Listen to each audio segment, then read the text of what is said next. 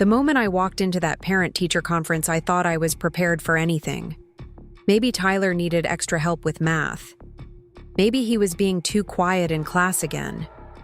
What I never expected was to sit across from Mrs. Amanda Stevens and realize I was staring at my ex-husband's new wife, the woman who had no idea she was discussing her own stepson's academic progress. Hi everyone, I'm Jessica, and this is a story that still gives me chills when I think about it. Before we jump back in, tell us where you're tuning in from. And if this story touches you, make sure you're subscribed, because tomorrow I've saved something extra special for you. I've always been the type of person who notices details. Maybe it comes from working as a nurse at Riverside General Hospital, where missing the small signs can mean the difference between catching something early or watching it spiral out of control. Or maybe it's just who I've always been, the daughter who remembered everyone's birthdays, the friend who noticed when someone got a haircut, the mother who could tell from Tyler's footsteps whether he'd had a good day at school or not. That particular October evening, I was running late for conferences. My shift at the hospital had gone long because Mrs. Rodriguez in room 314 needed someone to hold her hand while the doctor explained her test results, and I've never been the kind of person who can walk away when someone needs comfort. By the time I rushed into Lincoln Elementary, the hallways smelled like that mixture of cleaning supplies and apple juice that every elementary school seems to have permanently embedded in its walls. Tyler's teacher had been Mrs. Stevens since the beginning of third grade, about 2 months at that point. She sent home weekly progress reports, organized reading groups, and seemed to genuinely care about her students' success. What struck me as odd, though, was how generic her communications about Tyler always felt. Not bad, just impersonal in a way that felt different from his previous teachers who would mention his love of dinosaur books or his habit of organizing his pencils by color. I knocked on the classroom door at exactly 6:30, straightening my scrubs and hoping I looked like the kind of engaged parent who definitely hadn't just spent 12 hours dealing with medical emergencies. Mrs. Stevens opened the door with a warm professional smile, the kind teachers perfect after years of dealing with anxious parents and scheduling conflicts. She was younger than I expected, probably early 30s, with shoulder-length brown hair and the sort of put-together appearance that made me suddenly conscious of my hastily thrown-together ponytail and the coffee stain on my sleeve that I'd tried to hide with a cardigan. We settled into the small plastic chairs that seemed designed to make parents feel like giants in a miniature world. For the first 10 minutes, everything proceeded normally. Tyler was reading above grade level, which I already knew because we spent every evening curled up on our old blue couch working through chapter books together. His handwriting needed improvement, something we'd been practicing on the kitchen table with special pencils his occupational therapist had recommended. Math was his biggest challenge, particularly multiplication tables, and Mrs. Stevens suggested some online resources that might help make the concepts more engaging. What bothered me wasn't what she said about Tyler's academics. It was how she said it. There was a distance there, a formality that felt strange when discussing a child she saw every day. She consulted her notes frequently, as if she needed reminders about who Tyler was beyond his test scores and assignment grades. When she mentioned his reading preferences, she got the details slightly wrong, saying he loved fantasy novels when anyone who spent 5 minutes with Tyler knew he was obsessed with realistic fiction about kids surviving in the wilderness. The conversation that changed everything started innocuously enough. Mrs. Stevens was showing me Tyler's portfolio, flipping through worksheets and writing samples, when she paused at a family tree project from earlier in the month. Tyler had drawn careful branches connecting himself to me and his father, and then added a smaller branch labeled Amanda, connected to his dad's side. Mrs. Stevens pointed to that branch with her pen, looking slightly puzzled. Tyler mentioned he has a stepmother, but some of his details seem confused. He wrote that she makes chocolate chip cookies and helps him with puzzles, but then he described activities that sound more like things you might do with a teacher than a parent. She laughed softly, the way adults do when they think children have mixed up their stories. He even said she gives him gold stars for good work, My heart stopped beating for exactly 3 seconds. I stared at the family tree, at Tyler's careful handwriting spelling out Amanda in his 3rd grade script, and felt the world tilt sideways. I knew exactly who Amanda was. Tyler talked about her every other weekend when he came back from his father's house in Portland. Amanda who made the best snickerdoodle cookies. Amanda who was teaching him to play chess. Amanda who had helped him pick out his Halloween costume just 2 weeks earlier. I looked up at Mrs. Stevens, really looked at her for the first time, and saw the woman Tyler had described in dozens of stories over the past year. The same brown hair he'd mentioned when telling me about helping her garden. The same smile he'd tried to recreate when explaining how Amanda looked when she was proud of something he'd accomplished. The same voice, now that I was paying attention, that he sometimes unconsciously mimicked when he was being particularly patient with a difficult task. "What's your first name?" I asked, my voice coming out smaller than I intended.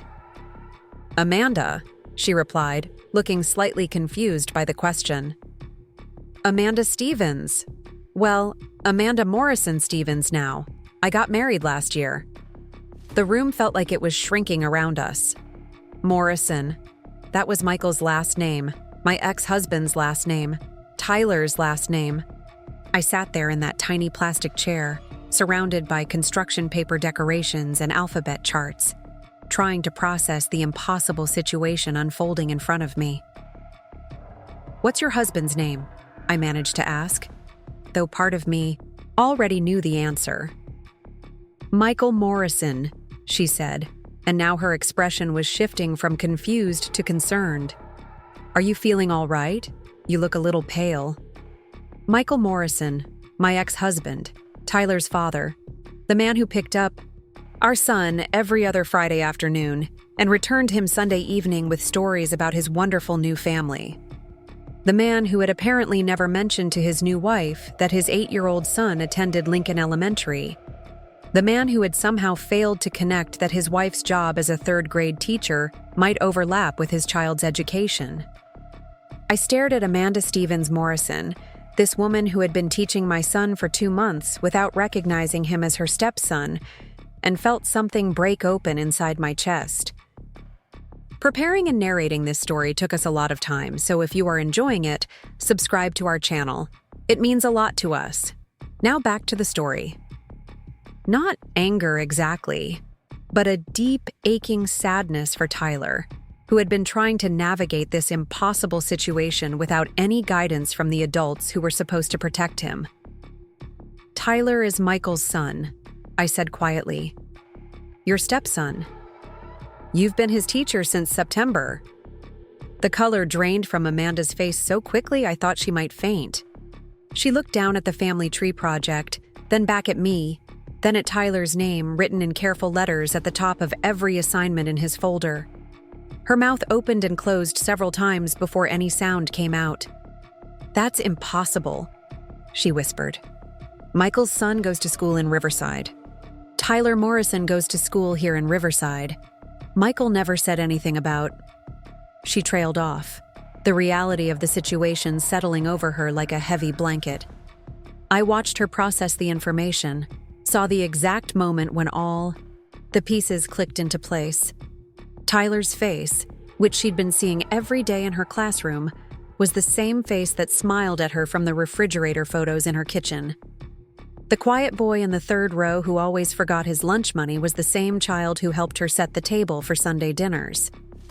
The student who struggled with multiplication tables was the same kid who beat her at Go Fish every weekend.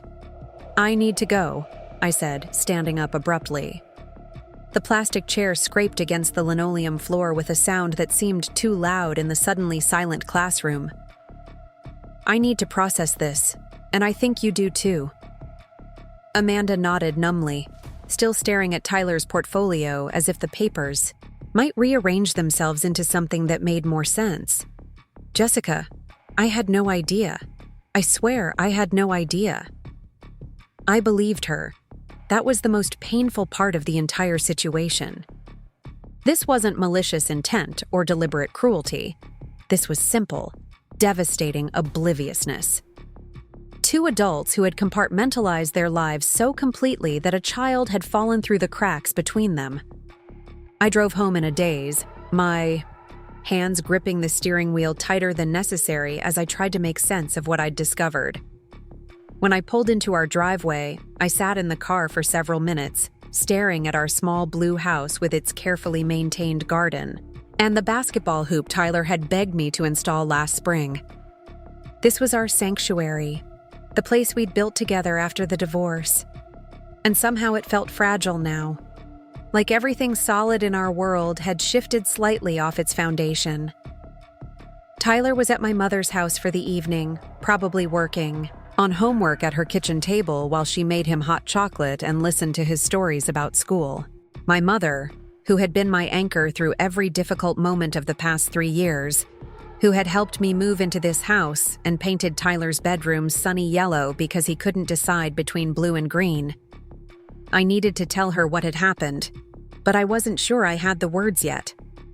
Instead, I went inside and made myself a cup of tea, the ritual of boiling water and steeping leaves giving my hands something to do while my mind raced.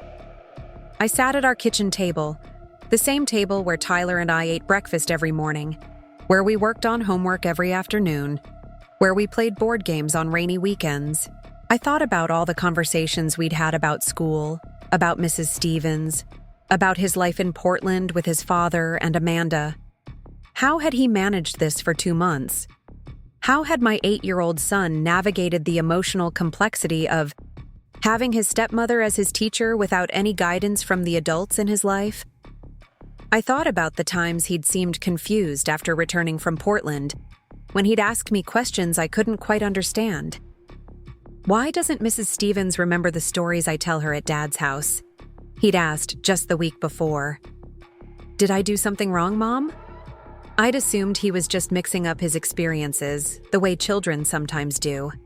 I'd reassured him that teachers and stepmothers were different people with different jobs, never imagining that in Tyler's case, they were literally the same person living in 2 separate worlds. The more I thought about it, the more details clicked into place. Tyler's reluctance to raise his hand in class, which Mrs. Stevens had mentioned during our conference. His recent difficulty sleeping, which I'd attributed to the seasonal time change. The way he'd been more clingy than usual, wanting extra hugs and bedtime stories. Signs I'd noticed, but hadn't connected to anything specific. My phone rang around 9 o'clock, startling me out of my thoughts. It was my mother, calling to check in before putting Tyler to bed. "He seems a little quiet tonight," she said. "Everything okay at the conference?" I almost told her everything right then. Almost let the whole complicated story spill out through the phone. But Tyler was probably within earshot, and this wasn't a conversation to have in fragments. "It was fine, Mom. I'll tell you about it tomorrow. Can you give Tyler a hug for me?" After I hung up, I found myself walking through our house, looking at the evidence of our life together. Tyler's school photos on the refrigerator, showing his gap-toothed grin and the cowlick that never quite laid flat. His artwork covering one wall of the living room, a gallery of finger paintings and crayon drawings that chronicled his growth from preschool to now. His soccer cleats by the front door, still muddy from Tuesday's practice. This was Tyler's real home, the place where he was known completely and loved unconditionally. But for 8 hours every day, 5 days a week, he existed in a space where half of his identity was invisible. He was just Tyler Morrison, student, not Tyler Morrison, beloved stepson. He was a name on a roster, not a child who helped set the table for Sunday dinner. I thought about Michael, my ex-husband, and tried to understand how this had happened. We'd divorced 3 years ago, not from any dramatic betrayal or irreconcilable differences, but from the slow erosion that happens when 2 people grow in different directions.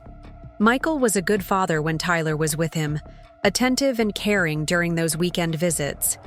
But he'd always been someone who kept different parts of his life in separate compartments, and apparently that tendency had only intensified since his remarriage. Had he really never mentioned Tyler's school to Amanda? Had it never occurred to him to share basic information about his son's daily life with his new wife? Or had he mentioned it in passing, and Amanda had failed to make the connection? Either possibility felt like a failure of the most basic kind of communication that families require to function. I picked up my phone and almost called Michael right then, ready to demand answers and explanations. But it was late, and Tyler would be with him next weekend. And I needed time to think about how to handle this situation in a way that protected my son's emotional well-being above everything else. Instead, I opened my laptop and started typing, documenting everything I could remember about the past 2 months. Every comment Tyler had made about school, every story he'd shared about Amanda, every moment of confusion or sadness I'd noticed but hadn't fully understood. I wasn't sure what I planned to do with this information, but my nursing training had taught me the importance of accurate records, and something told me I'd need a clear timeline of events. By the time I finished writing, it was nearly midnight, and I had 3 pages of notes that painted a picture of a child trying to navigate an impossible situation with remarkable resilience. Tyler had been protecting everyone involved, never pushing for recognition from Amanda at school, never complaining about the disconnect between his 2 worlds. He'd simply adapted, the way children do, accepting confusion as part of his reality. The next morning brought the familiar chaos of getting ready for school and work. Tyler bounded into the kitchen in his favorite dinosaur pajamas, hair sticking up in 12 different directions, ready for cereal and cartoons. I watched him pour milk with the concentration of a scientist conducting an important experiment, and my heart ached with love and protectiveness. "How's Mrs. Stevens?" I asked casually, spreading peanut butter on his lunch sandwich. Tyler shrugged, not looking up from his bowl. "She's okay. She helped me with my math yesterday." "Does she remind you of anyone?" I pressed gently. Another shrug. "Not really, she's just my teacher." The simplicity of his answer broke my heart. In Tyler's mind, Mrs. Stevens and Amanda had become 2 completely different people, even though they shared the same face, the same voice, the same smile. He'd learned to see them as separate entities because that was the only way the situation made sense to an 8-year-old mind. I drove him to school that morning with a heavy heart, watching him disappear through Lincoln Elementary's front doors with his superhero backpack and his lunchbox covered in adventure movie stickers. Somewhere in that building, Amanda was probably preparing for another day of teaching, maybe thinking about the shocking revelation from the night before, maybe wondering how to reconcile her 2 relationships with the same child. At work, I found myself distracted during morning rounds, my mind wandering from patient charts to parent-teacher conferences to the impossible complexity of blended families. My colleague Maria noticed my preoccupation during our coffee break. "You look like someone who didn't sleep well," she observed, stirring sugar into her coffee with mechanical precision. "Everything okay at home?"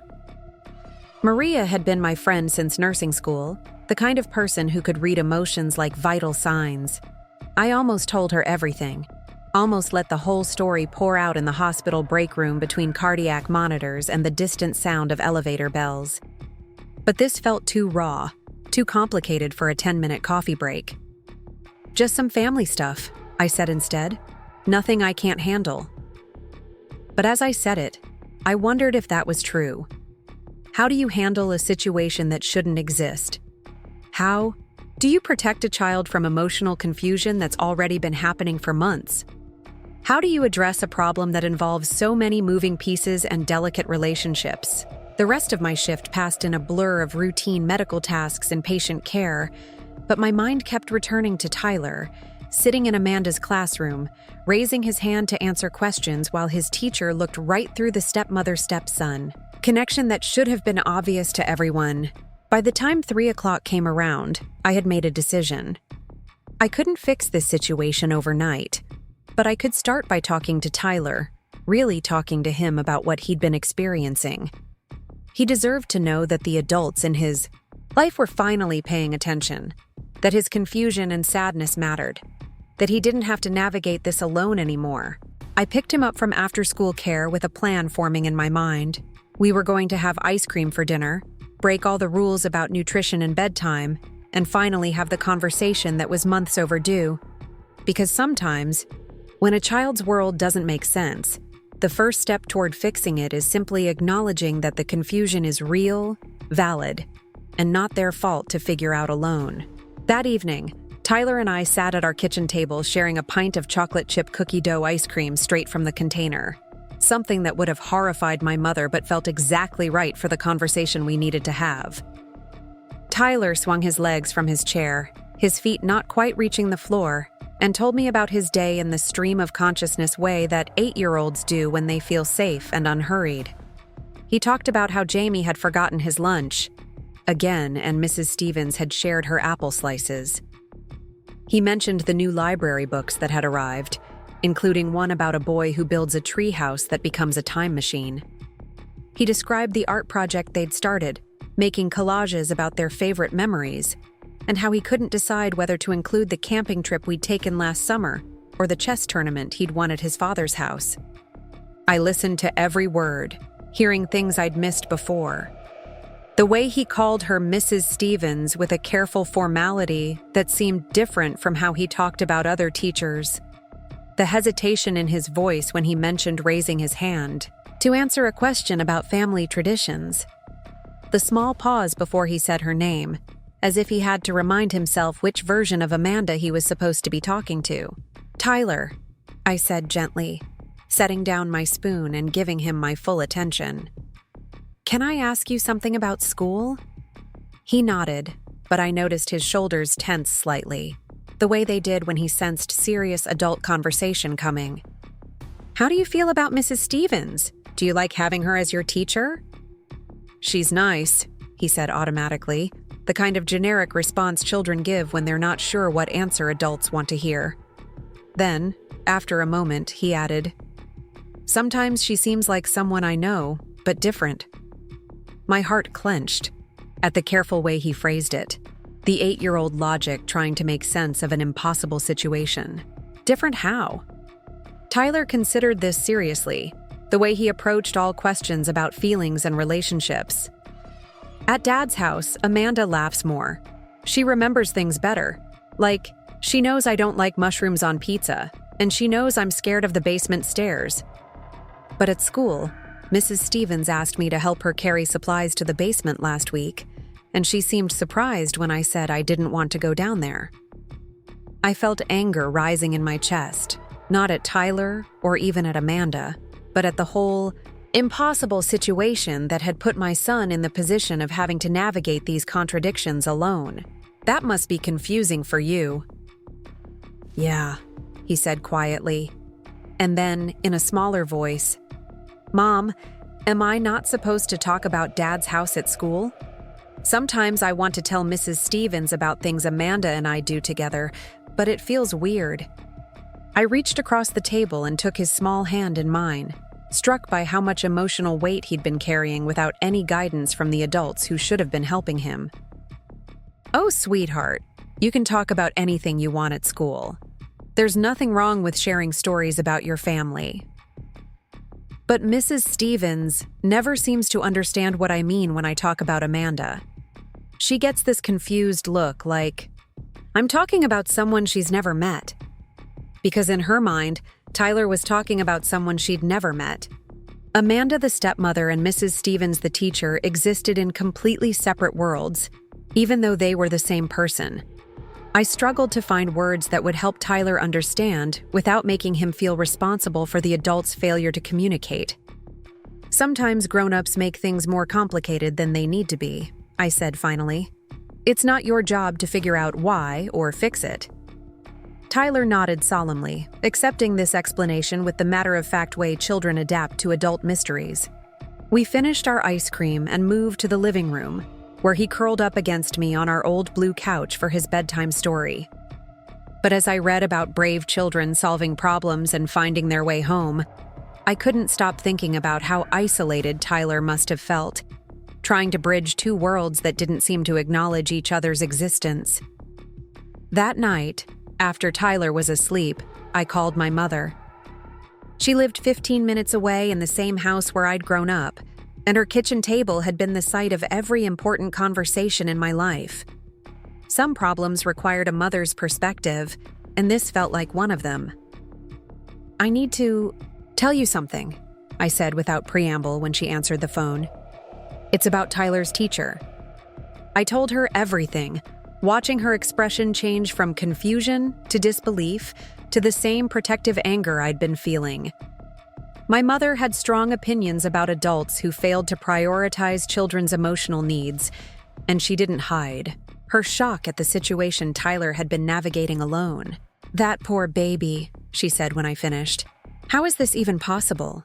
How does a father not mention his child's school to his new wife?" "I don't know, Mom. I keep trying to understand it, but I can't make sense of it." And this woman, this teacher, she really had no idea? I believe her when she says she didn't know, but that almost makes it worse somehow. If it was intentional, at least we could address it directly. But this is just negligence, carelessness with Tyler's emotional well-being. My mother was quiet for a long moment, the way she got when she was thinking through a problem from all angles. "What are you going to do?" "I don't know yet. I need to talk to Michael, but I'm not sure how to approach it without making things worse for Tyler. And I need to figure out how to help Amanda understand what this has been like for him." "Jessica, honey, you cannot protect everyone's feelings in this situation. Tyler's emotional health has to come first." She was right, of course. I'd been thinking about how to handle this delicately, how to avoid embarrassing anyone or creating conflict. But Tyler had been managing this impossible situation for months, and his needs had to take priority over adult comfort levels. The next morning brought the familiar routine of getting Tyler ready for school. But everything felt different now that I understood what he was walking into every day.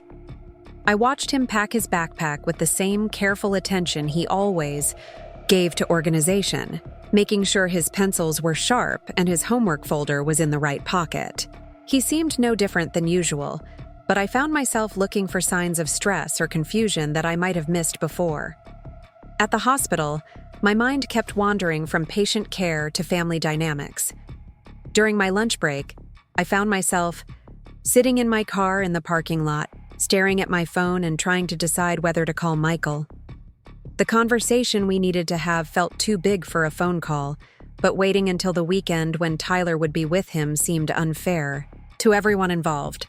Finally, I typed out a text message that took me 20 minutes to write and rewrite. "We need to talk about Tyler's school situation. It's important. Can you call me tonight after Tyler's bedtime?" His response came back quickly. "Is everything okay? Is Tyler having problems in class?" I stared at those words, struck by the irony. Tyler was having problems in class, but not the kind Michael was probably imagining. The problem was that his teacher didn't know he existed as anything more than another student on her roster. "Tyler is fine academically. This is about something else. Please call tonight." The rest of my shift crawled by with the particular slowness that comes when you're dreading a difficult conversation.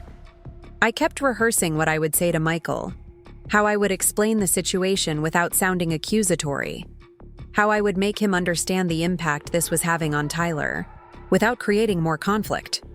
When I picked Tyler up from after-school care, he seemed more subdued than usual.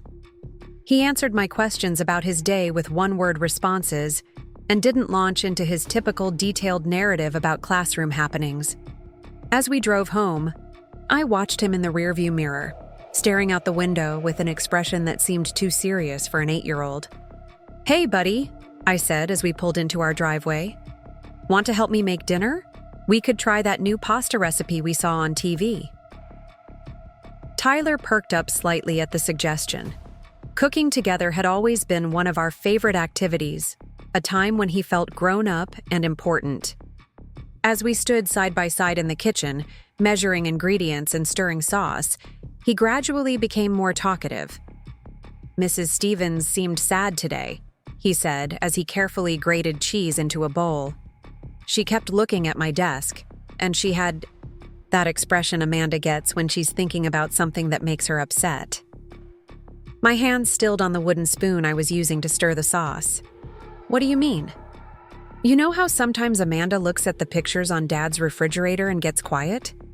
Mrs. Stevens had that same look today when she was watching me do my math worksheet. I felt my heart sink.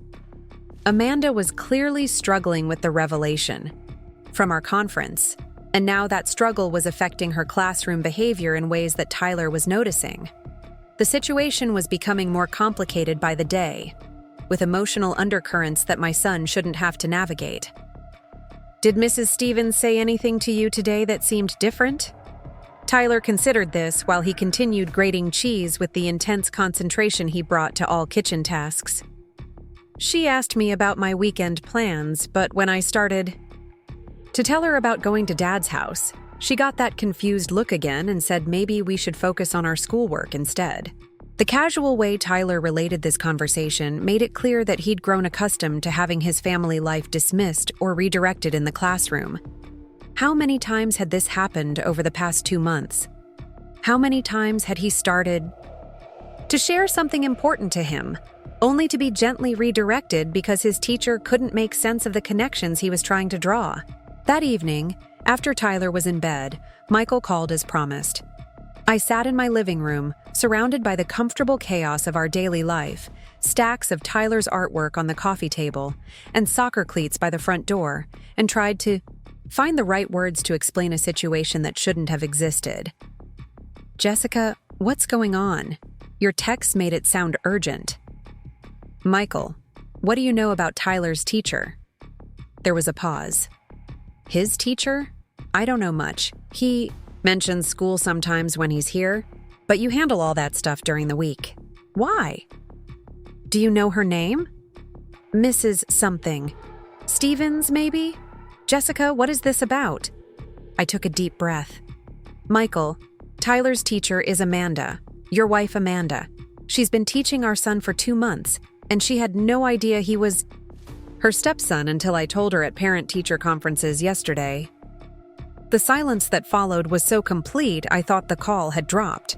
When Michael finally spoke, his voice sounded strained and confused. That's impossible. Amanda teaches at Lincoln Elementary. Tyler goes to school in Riverside. Lincoln? Elementary is in Riverside, Michael. Tyler has been in Amanda's 3rd grade class since September. Another long pause. But Amanda never said anything. She would have mentioned if Tyler was in her class. She didn't know Michael.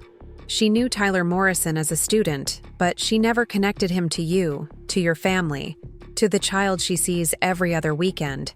How was that possible? I heard him take a shaky breath. I don't understand. How could she not know? That's what I'm asking you. Did you never mention Tyler's school to her? Did you never talk about his teachers or his classroom or anything about his daily life during the week? The silence stretched between us, filled with the weight of a question that shouldn't have needed to be asked.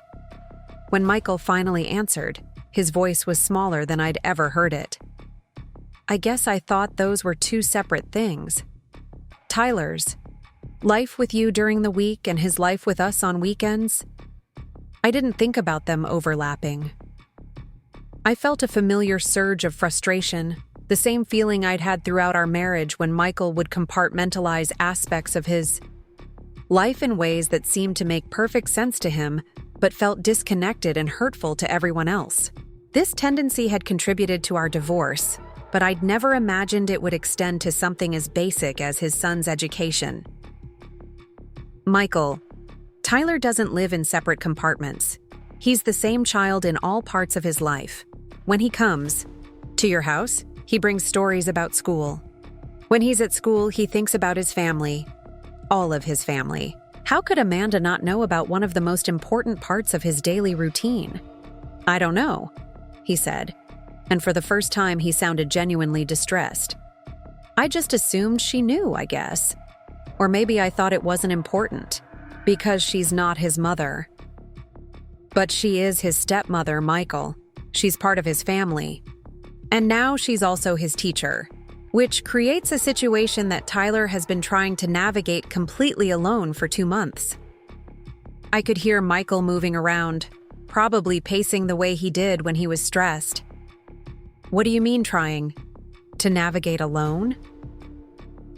I told him about Tyler's confusion, about the careful way he separated his stories about Amanda and Mrs. Stevens, about his growing quietness and the questions he'd been asking that I hadn't understood until now. As I talked, I could hear Michael's breathing change, becoming more labored as the full scope of the situation became clear. "Oh God," he said when I finished. "What have we done to him?" "We haven't done anything, Michael. You and Amanda created this situation through lack of communication. Now we need to figure out how to fix it." "What do you want me to do?" "I want you to talk to your wife. I want you to help her understand what Tyler has been experiencing. And I want you to think about why this happened, because Tyler deserves better communication from all the adults in his life." After we hung up, I sat in the quiet of my living room, feeling drained but also slightly relieved. The conversation had been difficult, but at least now all the adults involved were aware of the situation. The next step would be figuring out how to move forward in a way that prioritized Tyler's emotional well-being above everything else. Part 3. The next few days passed with an undercurrent of tension that I tried to hide from Tyler, but couldn't entirely shake myself. At work, I found myself distracted during routine procedures, my mind wandering to questions about how Amanda was handling the revelation and whether Michael was having the difficult conversations with his wife that this situation required. Tyler seemed to sense something had shifted, even though I'd tried to keep our daily routines exactly the same. He was more clingy than usual, wanting extra hugs before school and lingering longer than normal during our bedtime routine. Children have an uncanny ability to pick up on adult stress, even when we think we're hiding it successfully. On Thursday evening, as I was helping Tyler with his homework at our kitchen table, he looked up from his math worksheet with a puzzled expression. "Mom, Mrs. Stevens was acting weird today." I tried to keep my voice neutral. "Weird how?" "She kept staring at me during reading time, but not in a bad way. More like she was trying to figure something out. And when I raised my hand to answer a question about fractions, she smiled at me differently than she usually does." My heart sank. I'd hoped that Amanda would be able to maintain her professional composure while processing the situation, but it sounded like her new awareness of Tyler's identity was affecting her classroom behavior in ways that Tyler was beginning to notice. "Maybe she was just having a difficult day," I suggested, helping him work through a particularly challenging multiplication problem. "Maybe," Tyler said, but he didn't sound convinced. "She also asked me to stay after class for a minute, but then when everyone else left, she just looked at me for a really long time and said never mind." This was exactly what I'd been afraid of. Amanda was clearly struggling with how to reconcile her relationship with Tyler as his stepmother, with her professional role as his teacher. And that internal conflict was starting to manifest in ways that were confusing and potentially harmful to Tyler. That night, after Tyler was asleep, I drafted an email to Amanda that I rewrote at least 10 times before finally sending. I needed to find a way to communicate my concerns without overstepping boundaries or making the situation worse. "Dear Amanda, I hope you're doing well. I wanted to follow up on our conversation from parent-teacher conferences. I understand this situation is complicated and potentially overwhelming. Tyler mentioned that you seem to be having a difficult day, and I'm concerned about how this revelation might be affecting your interactions with him in the classroom. Would it be possible for us to meet and discuss how we can best support Tyler during this transition? As his mother, my primary concern is his emotional well-being and ensuring that he continues to feel comfortable and secure at school. Please let me know if you'd like to talk. Best regards, Jessica." I hit send before I could change my mind again, then immediately worried that I'd been too direct or not direct enough. This was uncharted territory for all of us, and I wasn't sure what the right approach was. Amanda's response came the next morning while I was getting ready for work. Jessica, thank you for reaching out. You're absolutely right that this situation is overwhelming, and I'm struggling with how to handle it appropriately. I would very much like to meet and discuss what's best for Tyler. I have some free time this Saturday afternoon if that works. For you. I think we need to have an honest conversation about how to move forward. Sincerely, Amanda. Reading her email, I felt a mixture of relief and apprehension. At least Amanda was willing to acknowledge that the situation needed to be addressed directly, but I wasn't sure what kind of conversation we were going to have or how it would affect Tyler's school experience going forward. Saturday afternoon found me sitting in a small coffee shop in downtown Riverside, waiting for Amanda and feeling nervous in a way I hadn't experienced since job interviews. This wasn't a typical co-parenting conversation or a routine parent-teacher meeting. This was something entirely new, a discussion about boundaries and relationships and the emotional well-being of a child caught between two worlds. Amanda arrived exactly on time, looking as nervous as I felt. She'd dressed casually, jeans and a simple sweater, but I could see the tension in her shoulders and the careful way she moved, as if she wasn't quite sure how to inhabit this space between stepmother and teacher. We ordered coffee and found a quiet table in the back corner of the shop, away from the Saturday afternoon crowd of families and college students. For the first few minutes, we made awkward small talk about the weather and the coffee shop's renovations, both of us avoiding the real reason we were there. Finally, Amanda took a deep breath and dove in. Jessica, I owe you an apology. I should have known Tyler was my stepson. I should have made the connection months ago. How? I asked, genuinely curious. Michael never told you about Tyler's school, and Tyler's last name is Morrison, just like yours now. There was no obvious reason for you to connect the dots. But I should have asked more questions. I should have been more involved in understanding Tyler's daily life. When Michael talked about his son, I listened, but I didn't really engage with the details. I treated Tyler's weekends with us as separate from the rest of his life. I appreciated her honesty, but I could see the guilt and self-recrimination in her eyes, and I didn't want this conversation to become about assigning blame. Amanda, the important thing now is figuring out how to handle this situation in a way that's best for Tyler.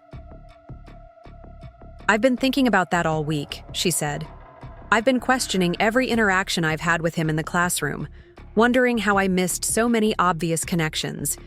The stories he would tell, the way he would light up when I mentioned activities that I'd done with him at home, the familiarity in his expressions that I couldn't quite place. Tyler has been trying to navigate this situation completely alone, I said.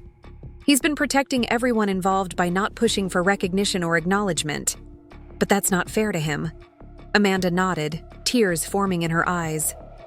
I keep thinking about all the times he tried to share something about his home life, and I redirected him back to schoolwork because I couldn't make sense of what he was telling me. I dismissed stories that were important to him because they didn't fit with my understanding of his family situation. He's been confused and hurt, but he's also been remarkably resilient. Tyler has always been good at adapting to adult expectations, sometimes too good. What do you think I should do? How do I fix this without making it worse? I'd been thinking about this question all week, trying to balance Tyler's need for acknowledgement with the reality that Amanda was still his teacher and needed to maintain appropriate professional boundaries. I think you need to acknowledge what happened, but carefully. Tyler needs to know that you understand the connection now, that his confusion was valid, and that it's not his fault that the adults in his life failed to communicate properly. How do I do that without disrupting the classroom dynamic or making other students feel like Tyler is getting special treatment?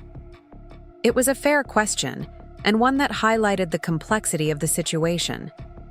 Maybe you could have a private conversation with him, acknowledge the confusion, and establish clear expectations going forward. Let him know that you understand who he is in both contexts, but that school time is for school relationships. Amanda considered this, stirring her coffee absently. I'm also worried about how this affects my marriage. Michael and I had a long conversation after he talked to you, and it raised some difficult questions about communication and priorities. I felt a pang of sympathy for her. This situation had the potential to create stress in multiple relationships, and Amanda was caught in the middle of it all. How is Michael handling it? He's devastated. I think he genuinely didn't realize the impact of keeping Tyler's school life separate from our family life. But he's also defensive, which makes it hard to have productive conversations about how to move forward. This sounded familiar. Michael's tendency to become defensive when his judgment was questioned had been one of the ongoing challenges in our marriage. I could imagine how difficult it would be for Amanda to navigate this tendency while also processing her own guilt and confusion about the situation.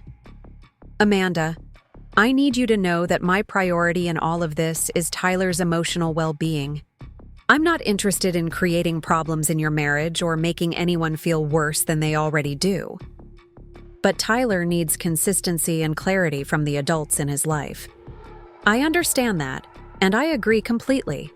Tyler is a wonderful kid, both at home and in the classroom. He deserves better from all of us. We spent the next hour talking through practical strategies for moving forward. Amanda would have a brief, private conversation with Tyler on Monday, acknowledging the situation and establishing clear boundaries between their school and family relationships. She would also make an effort to be more engaged with Tyler's stories and experiences, both at home and in appropriate moments at school.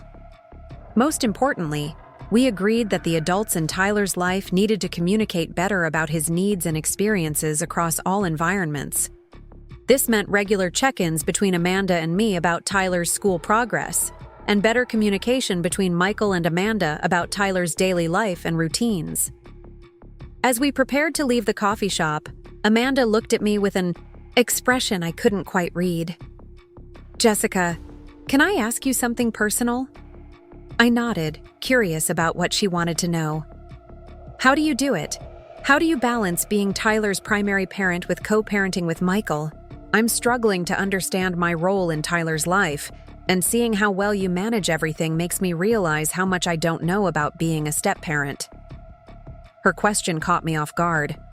I'd been so focused on the immediate crisis that I hadn't thought much about the broader challenges Amanda might be facing as a new stepmother, trying to figure out her place in Tyler's life. "It's not easy," I said honestly, "and I don't always manage everything well. Tyler is a resilient kid, which helps, but there are definitely moments when I question whether I'm making the right decisions." "Do you think Tyler likes me? As his stepmother, I mean?" The vulnerability in her question made my heart soften toward her. "Amanda, Tyler talks about you constantly when he comes home from his father's house. He loves the chess games, the cooking projects, the way you help him with his science homework.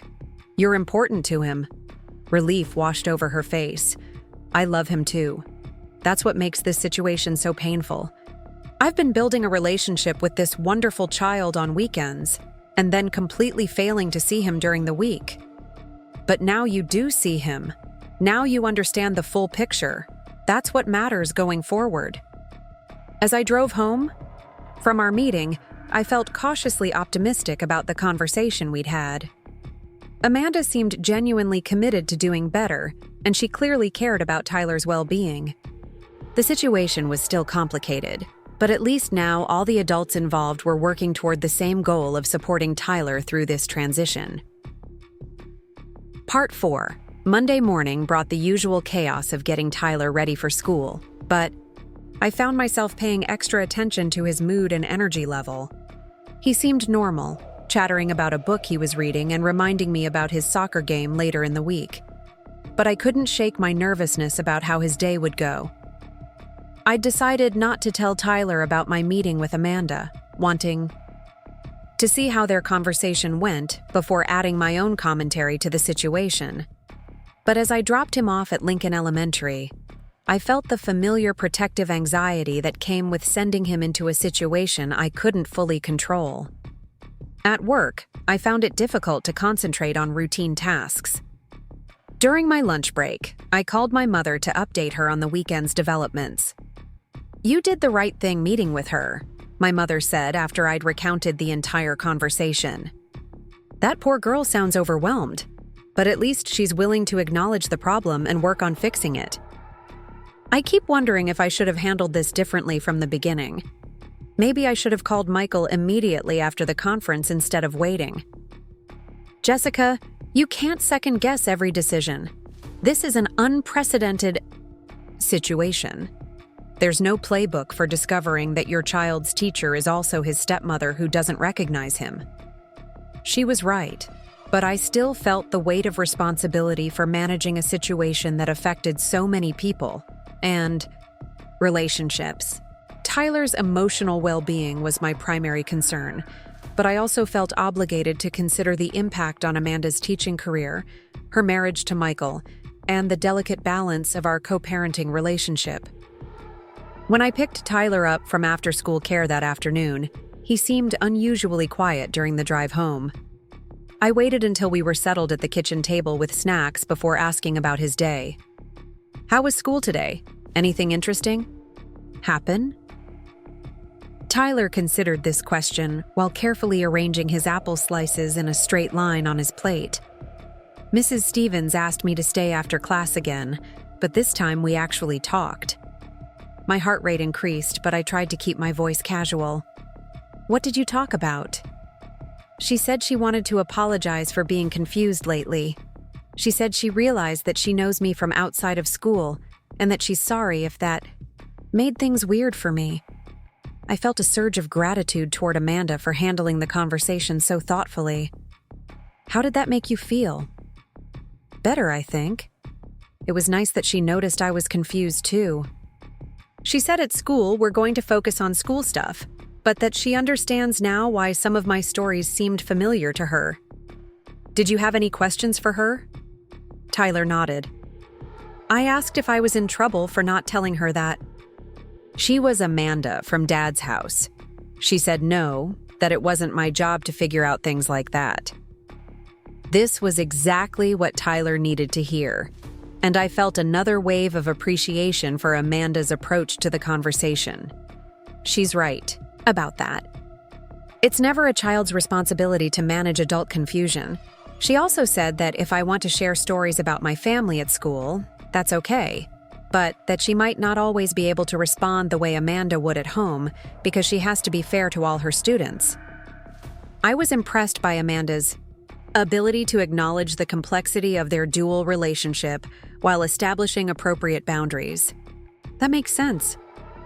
How do you feel about that? Tyler thought about this seriously, the way he approached all questions about feelings and relationships.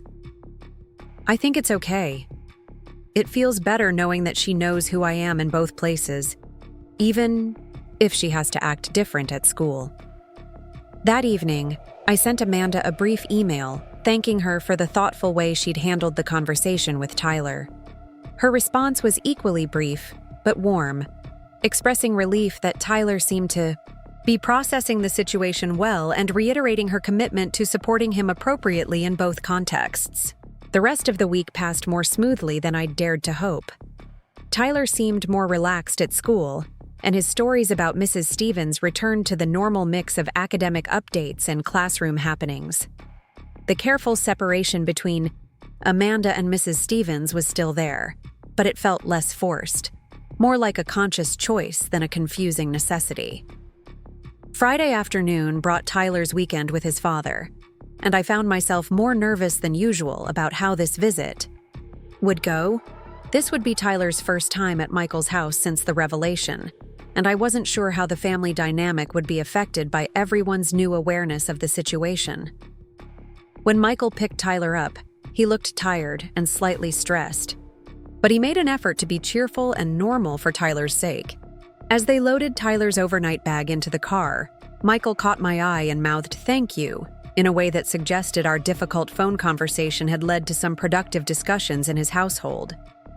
Saturday morning, I tried to focus on the errands and household tasks that were easier to accomplish when Tyler wasn't with me, but I found myself checking my phone more frequently than usual half expecting a call about some new crisis or complication. Instead, the weekend passed quietly, and when Michael brought Tyler home Sunday evening, Tyler seemed happy and relaxed. "How was your weekend?" I asked as Tyler unpacked his overnight bag and sorted his clothes for the laundry basket. "Good. Amanda made pancakes with chocolate chips shaped like smiley faces, and we played 3 games of chess. I won one of them." "That sounds fun. Did anything feel different than usual?" Tyler considered this question while hanging up his jacket with the careful attention he gave to all organizational tasks. "Not really. Well, maybe a little. Dad and Amanda talk to each other more than they usually do when I'm there. And Amanda asked me more questions about school, but not in a teacher way, more like a mom way." This sounded like progress. It seemed like Michael and Amanda were making an effort to integrate Tyler's school life into their family conversations, which was exactly what had been missing before. Amanda also said that if I ever feel confused about anything at school, I can talk to her about it at home, and she'll help me figure out how to handle it. That's a good thing to know. How does that make you feel? Safe, I guess. Like, I don't have to figure everything out by myself anymore.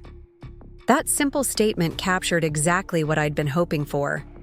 Tyler had been managing this complicated situation with remarkable maturity, but he shouldn't have had to. Now, he had multiple adults who understood the full picture and were committed to supporting him through any future challenges. Over the next few weeks, a new normal began to emerge. Tyler's stories about school returned to the typical 8-year-old mixture of academic achievements, playground drama, and creative projects. His relationship with Mrs. Stevens seemed more comfortable, characterized by appropriate teacher-student interactions that acknowledged their family connection without letting it interfere with classroom dynamics. Amanda and I began exchanging brief emails about Tyler's progress and any concerns that arose, creating a communication channel that had been missing before. These conversations were professional but warm, focused entirely on Tyler's needs and well-being. Most importantly, Tyler seemed to be thriving. His grades remained strong, his behavior at school was consistently positive, and he appeared to have found a way to navigate his dual relationship with Amanda that felt comfortable and sustainable. One evening in early November, as Tyler and I were carving pumpkins for Halloween, he looked up from his jack-o'-lantern design with a thoughtful expression. "Mom, remember when I was confused about Mrs. Stevens and Amanda being the same person but different?" "I remember. How are you feeling about that now?" "I think I figured it out. It's like how your mom at home and Nurse Jessica at the hospital. You're the same person, but you act a little different depending on where you are and what job you're doing." His simple analogy captured the situation perfectly, and I felt a surge of pride at his emotional intelligence and adaptability. That's exactly right.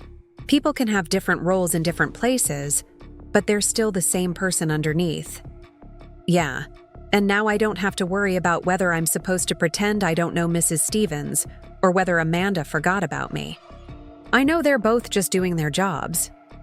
As we finished our pumpkin carving and cleaned up the orange mess from our kitchen table, I reflected on how much had changed since that shocking parent-teacher conference just a few weeks earlier.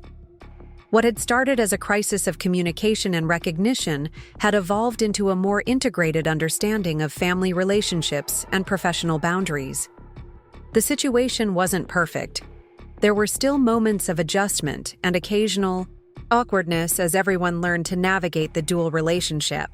But Tyler had gained something invaluable through this experience: the knowledge that the adults in his life were paying attention, communicating with each other, and committed to supporting him through complex situations. Part 5.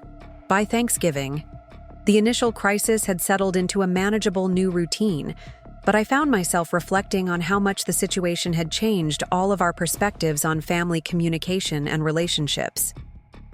Tyler seemed more confident at school, more willing to participate in class discussions and share his thoughts without the previous undercurrent of confusion about his identity in that space.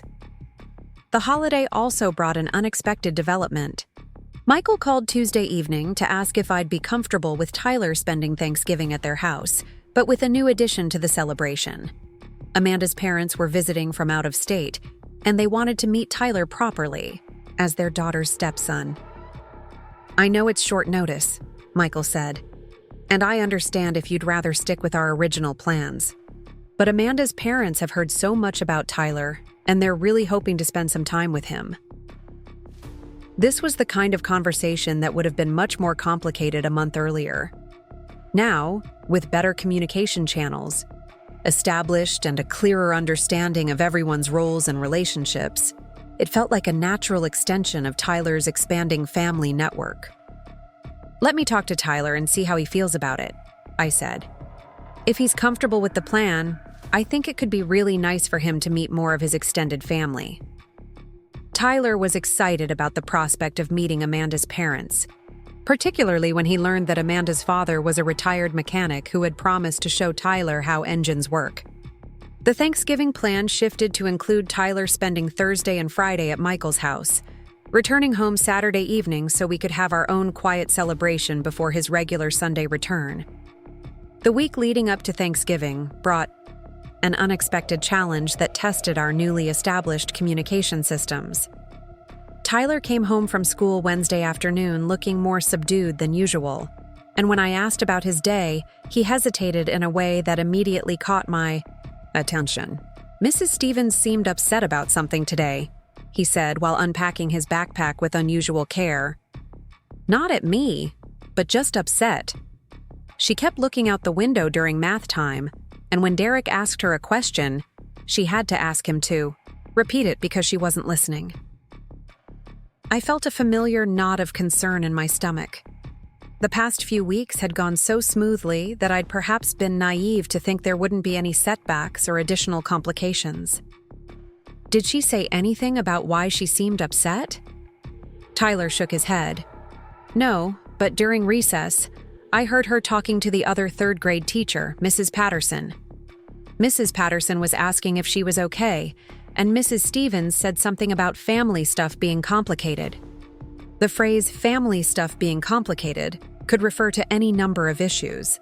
But given the context of our situation, I couldn't help but wonder if Amanda was dealing with fallout from the revelation about Tyler's identity. Had Michael's parents reacted poorly to learning about the situation? Were there tensions in her marriage that were affecting her professional performance? That evening, I debated whether to reach out to Amanda directly or give her space to handle whatever personal issues she was navigating. Our communication had been positive, but primarily focused on Tyler's school performance and adjustments. Crossing into more personal territory felt like it might be overstepping boundaries, but Tyler's observation suggested that Amanda's personal struggles were beginning to affect her classroom environment. I decided to send a brief, carefully worded email expressing concern and offering support without prying into details. "Amanda, Tyler mentioned that you seem to be having a difficult day today. I hope everything is okay. If there's anything related to our family situation that I can help clarify or address, please don't hesitate to reach out. Otherwise, I hope whatever challenges you're facing resolve quickly. Best, Jessica." Amanda's response came the next morning, just as I was getting Tyler ready for his last day of school before the Thanksgiving break. "Jessica, thank you for reaching out. You're right that I'm dealing with some family complications, and unfortunately, they are related to our situation. Michael's parents are struggling to understand how Tyler's teacher situation happened, and their questions are bringing up some difficult conversations about communication and priorities in our marriage. I don't want any of this to affect Tyler's school experience, but I'm finding it harder than expected to compartmentalize my personal stress. Would it be possible to talk sometime over the weekend? Amanda." Reading her email, I felt a complex mixture of sympathy for Amanda's situation and concern about how family drama might be affecting Tyler's classroom environment. The involvement of Michael's parents added another layer of complexity to a situation that was already delicate, and I could imagine how their questions and potential criticism might be creating stress for both Michael and Amanda. I quickly typed, back. Of course we can talk. Tyler will be with you for Thanksgiving, so perhaps we could meet briefly Friday evening when things are less hectic? I understand how difficult extended family dynamics can be, especially when they involve questioning, decisions that can't be easily explained or undone. The rest of Thursday passed normally, with Tyler excited about the upcoming long weekend and his first Thanksgiving at his father's house with Amanda's parents. As I dropped him off Thursday afternoon, I noticed that Michael looked more stressed than usual, but he made an effort to be cheerful for Tyler's sake. Amanda greeted Tyler at the door with a warm hug, and I was relieved to see that whatever personal struggles she was facing weren't affecting her interactions with him. She seemed genuinely happy to have him there for the holiday, and Tyler bounded into the house with the enthusiasm he always showed when transitioning between his two homes. Friday morning, I found myself with the rare luxury of a completely quiet house and no immediate responsibilities. I used the time to deep clean Tyler's room, catching up on laundry, and reflecting on how much our family dynamics had evolved over the past month. The crisis that had initially felt overwhelming had ultimately led to better communication and stronger relationships, but it was clear that the ripple effects were still spreading through our extended family network.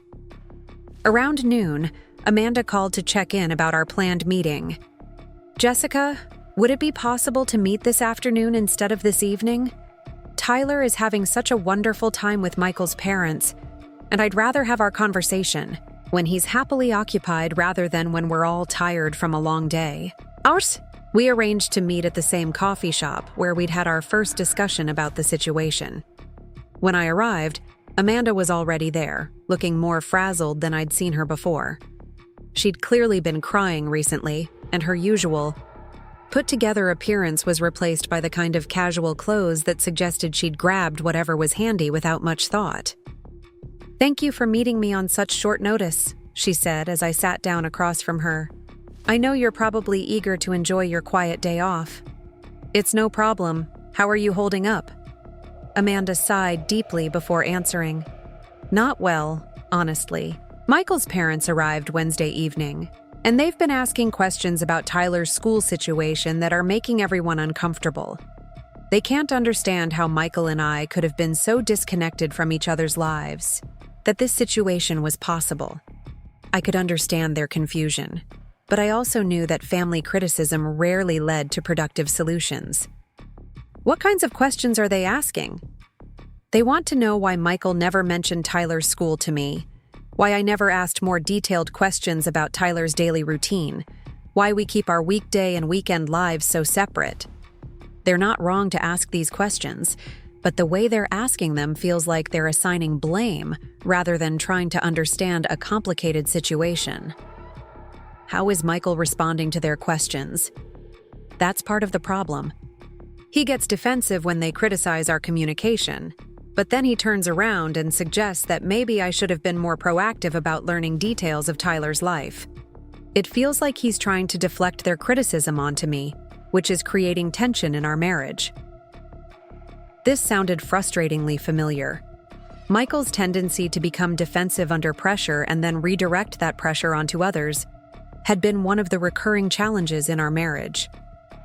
I felt sympathy for Amanda, who was dealing with this pattern for the first time while also trying to navigate her role as a new stepmother. I'm sorry you're dealing with that kind of pressure, especially during what should be a happy family holiday. The worst part is that I can see how their criticism is affecting Tyler, even though they're trying to keep their concerns away from him. Children pick up on adult tension, and Tyler keeps asking if he did something wrong or if people are upset with him. This was exactly what I'd been worried about. Tyler had just begun to feel secure in his understanding of the family dynamics, and now adult conflict was threatening to undermine that security. What can I do to help? Amanda looked surprised by the question. I'm not sure there's anything you can do directly, but I'm wondering if you have any insights about how to talk to Michael's parents about this situation in a way that doesn't make them feel like their son and daughter-in-law are incompetent. I thought about this carefully. Michael's parents were protective of their son, and probably genuinely confused about how such a significant oversight had occurred. But their criticism was now affecting Tyler's emotional environment, which made their approach counterproductive regardless of their intentions. Maybe the focus needs to shift from what went wrong to what's being done to prevent similar communication breakdowns in the future. Tyler is clearly thriving now that everyone understands the situation and is working together. That's what matters most. I've tried to make that point, but they seem fixated on the idea that responsible parents and step-parents would never have let this happen in the first place. Amanda, responsible parents make mistakes and face unexpected challenges all the time. The measure of responsible parenting isn't avoiding every possible complication. It's responding appropriately when complications arise. She looked slightly relieved to hear this perspective. I keep feeling like I failed Tyler by not recognizing him as my stepson. Like a good stepmother would have made the connection immediately. You teach third grade.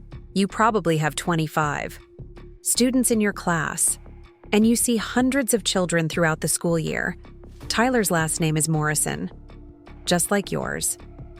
There was no obvious reason for you to connect a student named Tyler Morrison to your stepson Tyler who visits on weekends. The failure here was in communication between adults, not in your ability to be a good stepmother. Amanda's eyes filled with tears. Michael's mother keeps asking how I could look at Tyler every day for 2 months and not see the resemblance to Michael. But the truth is, I wasn't looking for a resemblance. I was seeing him as a student, not as a potential family member. That's completely understandable.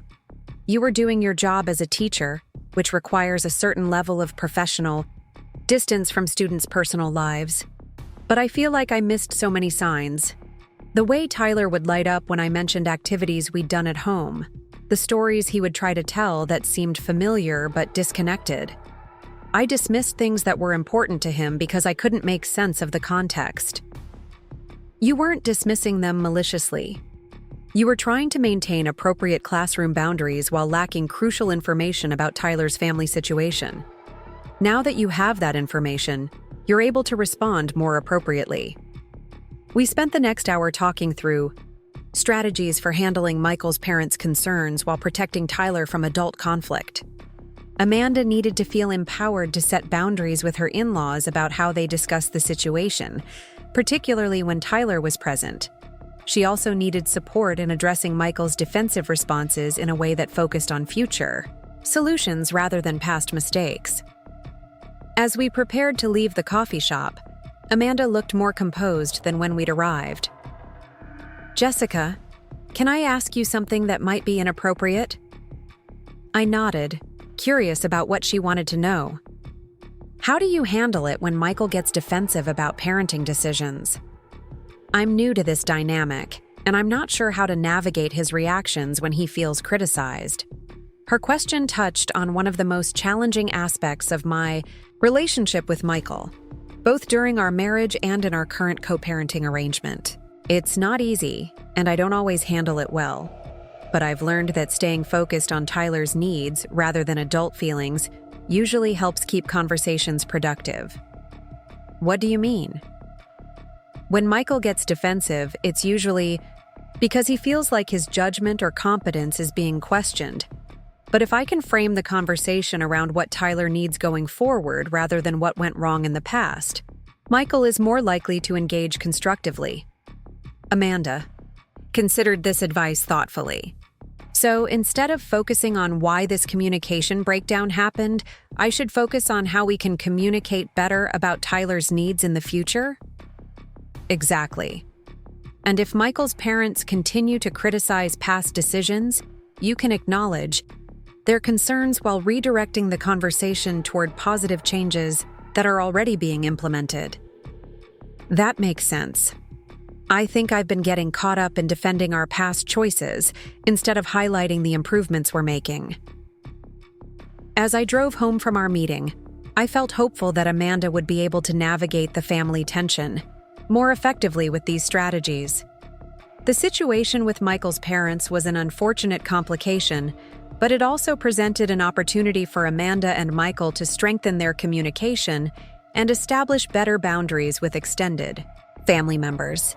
That evening, Michael called to update me on how Tyler was doing with the family gathering.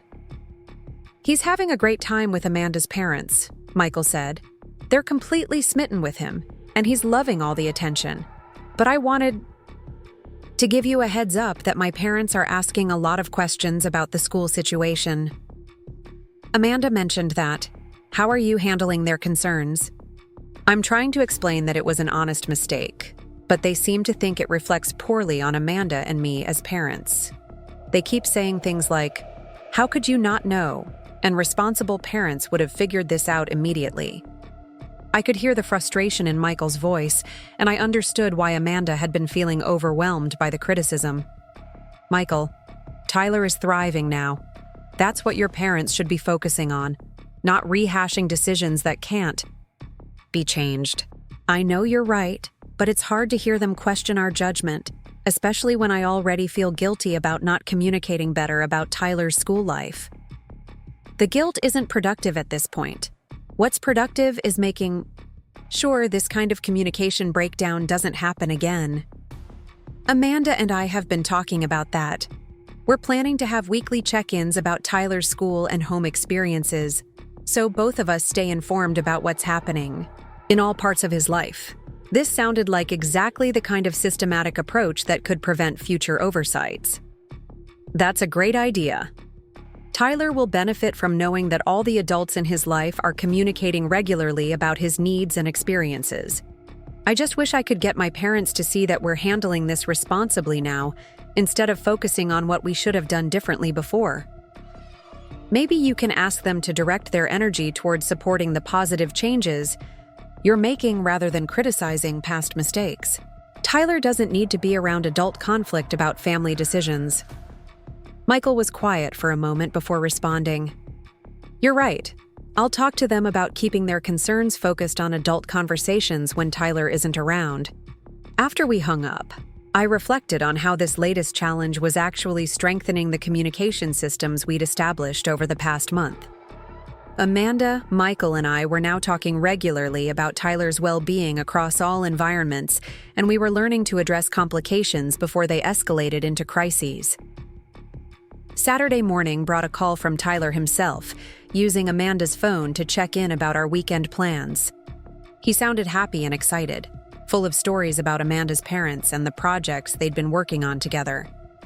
"Grandma Pat taught me to make pie crust from scratch," he said, his voice bubbling with enthusiasm. "And Grandpa Joe showed me how to change the oil in Dad's car. He said I'm old enough to learn basic car maintenance. That sounds like fun. Are you ready to come home tomorrow, or are you having too much fun to leave?" "I'm having lots of fun, but I miss you too. Grandma Pat said she wants to meet you sometime because she's heard so many nice things about Tyler's mom." This was an unexpected and positive development. Amanda's parents seemed to be embracing Tyler as their grandchild and recognizing me as an important part of his life. Their inclusive approach stood in stark contrast to Michael's parents' critical responses. "I'd like to meet her too. Maybe we can arrange that sometime soon." When Michael brought Tyler home Sunday evening, Tyler was full of stories about his extended weekend and eager to share photos Amanda's parents had taken of their various projects together. But I also noticed that he seemed slightly subdued underneath his excitement, and when I asked if anything had bothered him during the visit, he hesitated before answering. Grandma and Grandpa Morrison seemed upset about something, but whenever I asked what was wrong, they said it was grown-up stuff and I shouldn't worry about it. This confirmed my concerns about Tyler being affected by the family tension, despite everyone's efforts to shield him from adult conflict. How did that make you feel? Confused, I guess, and a little worried that maybe I did something wrong but nobody wanted to tell me. My heart ached for Tyler, who was once again trying to make sense of adult dynamics that were beyond his control or understanding. "Tyler, I can promise you that you didn't do anything wrong. Sometimes grown-ups have disagreements about things. that have nothing to do with children, and it's not your job to fix those problems or worry about them. But if it's about me being in Mrs. Stevens's class, then it kind of is about me, right? His logic was sound, and I struggled to find a way to acknowledge his insight while still protecting him from feeling responsible for adult conflicts. The situation with Mrs. Stevens being your teacher and your stepmother is about you, but the grown-ups' reactions to that situation are about their own feelings and relationships. You don't have to manage those reactions or fix those relationships. Tyler considered this explanation while organizing his weekend belongings with his usual careful attention to detail. I just want everyone to be happy and not worried about stuff. I know you do, sweetheart. That shows what a caring person you are. But it's the adult's job to work through their worries and disagreements, not yours. As we settled into our evening routine, I made a mental note to follow up with Amanda about strategies for managing family gatherings when extended family members were struggling to process complicated situations. Tyler's emotional well-being had to remain the priority, even when that meant setting difficult boundaries with well-meaning but critical relatives. The Thanksgiving weekend had highlighted both the progress we'd made in establishing better communication systems and the ongoing challenges of navigating complex family dynamics. But it had also demonstrated Tyler's remarkable resilience and the strength of the support network we'd built around him. Looking ahead, I felt cautiously optimistic that we'd established the foundation for handling future complications with more grace and less crisis. The most important lesson from this experience was that transparency and communication, even when difficult, ultimately served Tyler's interests better than compartmentalization and avoidance. As Tyler got ready for bed that night, he looked up at me with the serious expression he got when processing big thoughts. "Mom, I think I understand something now." "What's that?" "Families are kind of like puzzles, aren't they? Sometimes you think you have all the pieces in the right place, but then you find a piece that fits somewhere you didn't expect, and the whole picture looks different." His metaphor was surprisingly sophisticated and accurate. That's a very wise way to think about it. I like our puzzle better now that all the pieces are in the right places. As I tucked him into bed that night, I reflected on Tyler's ability to find meaning and security even in complicated situations. The past month had been challenging for all of us, but it had ultimately led to a stronger, more integrated understanding of our family structure and relationships. The crisis of discovery had transformed into an opportunity for growth, better communication, and deeper connections. Most importantly, Tyler had learned that the adults in his life were capable of working together to solve problems and support his needs, even when those problems were complex and unprecedented. Moving forward, I felt confident that we had the tools and relationships necessary to handle whatever challenges might arise. The foundation of trust, communication, and mutual respect we'd built would serve Tyler well as he continued to navigate the complexities of growing up in a blended family. The weeks following Thanksgiving brought a gradual settling that felt like watching a snow globe slowly clear after being shaken. Tyler returned to his normal routines with renewed confidence, and the careful dance between his school and home identities evolved into something that felt natural rather than forced. Amanda had found her footing in managing the dual relationship, and even Michael seemed more engaged with the day-to-day details of Tyler's life. December arrived with its usual elementary school chaos of holiday concerts, classroom parties, and gift exchanges. Tyler was selected to read a poem at the winter assembly, something that wouldn't have happened earlier in the year when his quiet demeanor in Mrs. Stevens' classroom had kept him from standing out. Now, with the recognition and encouragement that came from being seen completely, Tyler was blossoming in ways that surprised even me. The transformation wasn't dramatic or sudden, but rather like watching a plant gradually unfurl towards sunlight. Tyler raised his hand more frequently in class, volunteered for classroom responsibilities, and seemed genuinely excited about school projects in a way he hadn't since kindergarten. When I asked him about the change, he considered the question with his characteristic thoughtfulness.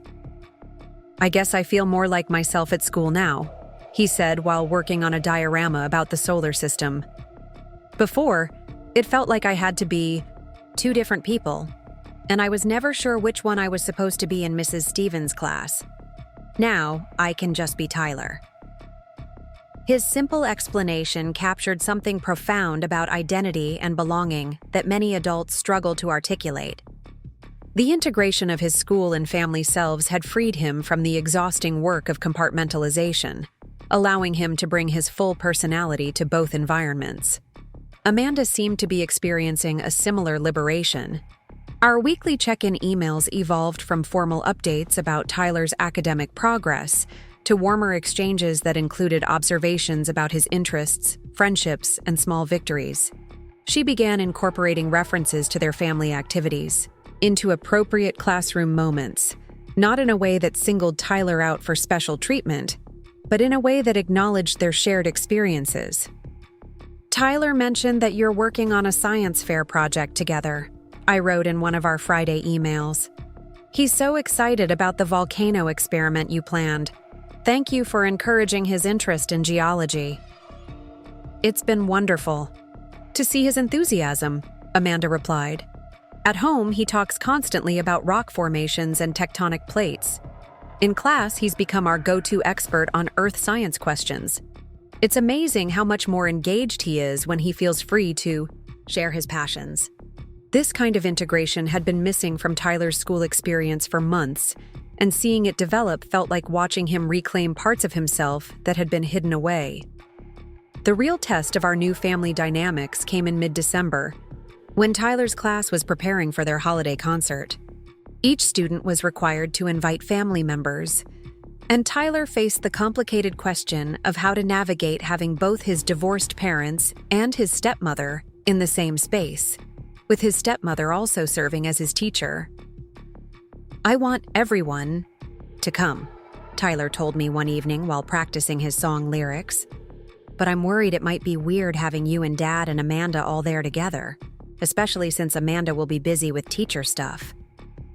This was exactly the kind of situation that our new communication systems were designed to handle.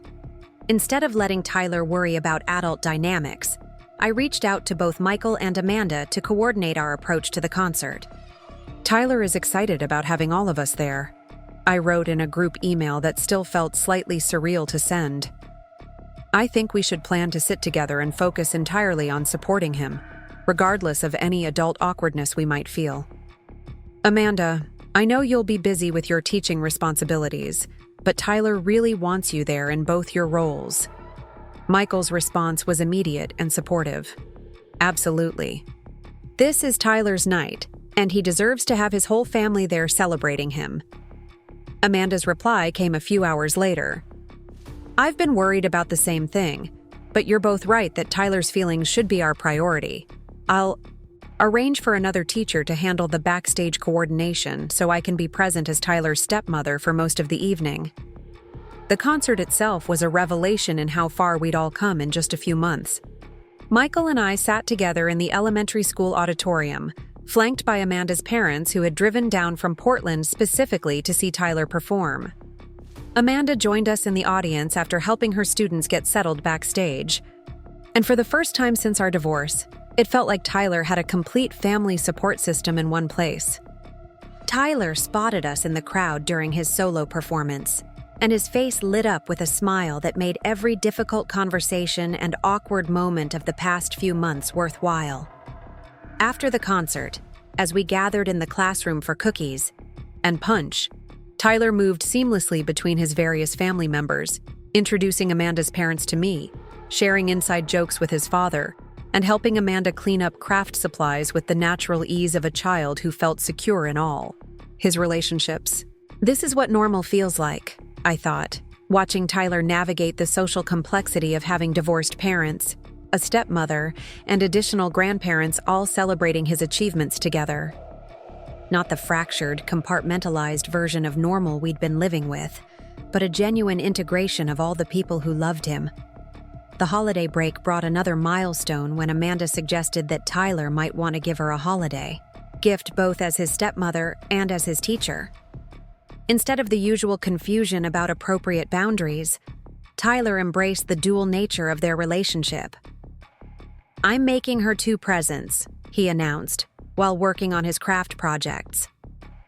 "A stepping stone for her garden because she's my stepmom and taught me about plants, and a special bookmark for her classroom because she's my teacher and loves books."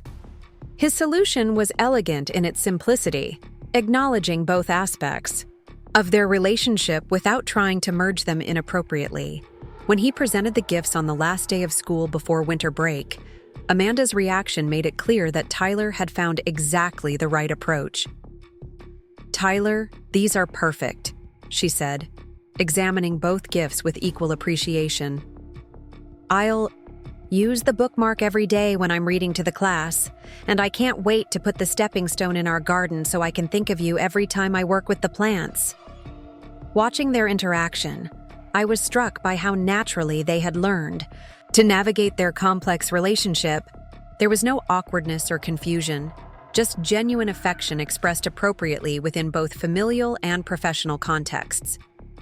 The winter break also brought an unexpected opportunity to solidify the progress we'd made. Amanda invited me to join their family for a New Year's Day brunch, not as Tyler's representative in a co-parenting negotiation, but as someone who had become part of their extended support network. "I know it might seem strange," Amanda said when she called to extend the invitation, "but Tyler talks about you so much, and my parents really want to get to know you better. Plus, I think it would mean a lot to Tyler to have everyone together for the start of the new year." The brunch was easier than I'd expected, filled with comfortable conversation about Tyler's interests, shared stories about his personality quirks, and planning for his upcoming 9th birthday. Michael's parents had apparently worked through their initial criticism of the school situation because they participated warmly in discussions about Tyler's future and expressed genuine appreciation for the progress everyone had made. "We were initially concerned about the communication breakdown," Michael's mother admitted as we worked together in Amanda's kitchen. "But seeing how well Tyler is doing now, it's clear that everyone involved has his best interests at heart." Her comment felt like an official acknowledgement that our unconventional family structure was working, that the crisis of discovery had ultimately led to stronger relationships and better support for Tyler. As winter turned to spring, the new normal became simply normal. Tyler's stories about school returned to typical 8-year-old concerns about playground politics, challenging assignments, and upcoming field trips. His relationship with Amanda continued to deepen in both contexts, but without the confusion and compartmentalization that had characterized the early months of the school year. In April, when it came time for spring parent-teacher conferences, I found myself sitting across from Amanda in the same classroom where our shocking discovery had occurred 6 months earlier. But instead of professional distance and puzzling gaps in understanding, our conversation was rich with shared knowledge about Tyler's interests, challenges, and growth. "Tyler has made remarkable progress this year," Amanda said, showing me examples of his work from September compared to his current assignments. Not just academically, but in terms of confidence and classroom participation. "I think the stability he's found in understanding his relationships has freed him to take more intellectual risks."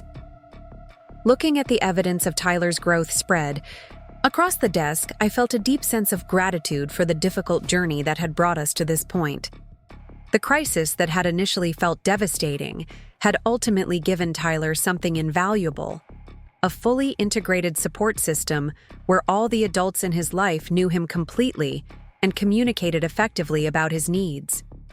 "He talks constantly about the science fair project you're working on together," I said, "and about the chess strategy you taught him that he's been practicing with his grandfather. It's wonderful to see how his interests span all parts of his life now." "That's exactly what I was hoping for," Amanda replied. "Children thrive when they can be authentic in all their environments, when they don't have to hide parts of themselves depending on where they are or who they're with." As we wrapped up the conference, Amanda handed me a folder containing not just Tyler's academic work, but also photos from classroom activities, examples of his creative writing, and notes about his friendships and social development. It was the kind of comprehensive picture that was only possible when a teacher truly knew and understood her student. "Thank you," I said, meaning it in a way that encompassed far more than just the folder of Tyler's work. "Thank you for caring about him enough to work through all the complications and confusion. Thank you for seeing him completely." Amanda's eyes filled with tears, and she reached across the desk to squeeze my hand. "Thank you for trusting me with him, and for helping me figure out how to love him properly in both my roles.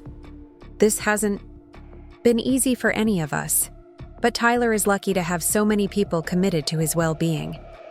Driving home from that conference, I reflected on how dramatically our lives had changed since that shocking October evening when I first realized Tyler's teacher was his stepmother.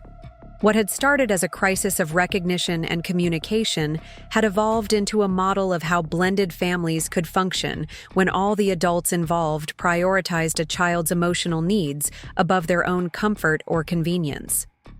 Tyler was thriving in ways that went far beyond academic achievement. He had learned that family relationships could be complex and multifaceted without being confusing or threatening. He had experienced firsthand that adults could work through difficult problems and emerge with stronger, more honest connections. Most importantly, he had gained the security that comes from being known and loved completely in all the environments where he spent his time. The transformation wasn't just Tyler's. Michael had become more engaged with the day-to-day details of his son's life, asking specific questions about school friends and homework challenges instead of relying on generic inquiries about how things were going. Amanda had learned to trust her instincts about Tyler's needs while maintaining appropriate professional boundaries. And I had discovered that extending trust and collaboration to people I might have initially seen as threats could create unexpected sources of support and friendship. As spring moved towards summer, our family began planning for Tyler's transition to 4th grade. Instead of the anxiety and uncertainty that had characterized previous school transitions, this one felt exciting and manageable. Tyler would be moving to a new teacher, but Amanda would still be in the building, available for both professional consultation and family support. The communication systems we'd established would continue, ensuring that Tyler's 4th grade teacher understood his learning style, interests, and family dynamics from the beginning. "I'm going to miss having Mrs. Stevens as my teacher," Tyler told me one evening as we worked together in our garden. "But I'm excited about Mr. Rodriguez's class. Mrs. Stevens says he loves science experiments, and she's going to tell him about my interest in geology." The ease with which Tyler anticipated this transition spoke to the security he'd found in his relationships. Amanda would continue to be his stepmother, available for chess games and science fair projects, and Saturday morning pancakes. She would also continue to be a teacher in his school, someone he could wave to in the hallways and count on for support if he needed it. The dual nature of their relationship, which had once been a source of confusion, had become a source of richness and stability. On the last day of 3rd grade, I watched Tyler clean out his desk in Amanda's classroom, carefully packing away the year's accumulation of drawings, worksheets, and small treasures. Amanda moved among her students, helping with cleanup and saying individual goodbyes, but when she reached Tyler, their exchange was different from the others. "Thank you for being such a wonderful student this year," she said, speaking to him with the formality appropriate for a teacher-student relationship. Then she knelt down to his level and added, more quietly, "And thank you for being patient with me while I learned how to be a good teacher stepmom. I love you, and I'm proud of how much you've grown this year." Tyler hugged her without self-consciousness, understanding instinctively that their relationship existed on multiple levels, and that both aspects deserved acknowledgement. "I love you too," he said. "Thanks for helping me figure out how to be myself everywhere." As we walked out of Lincoln Elementary that final day, Tyler's hand in mine and his backpack full of 3rd grade memories, I felt a profound sense of completion.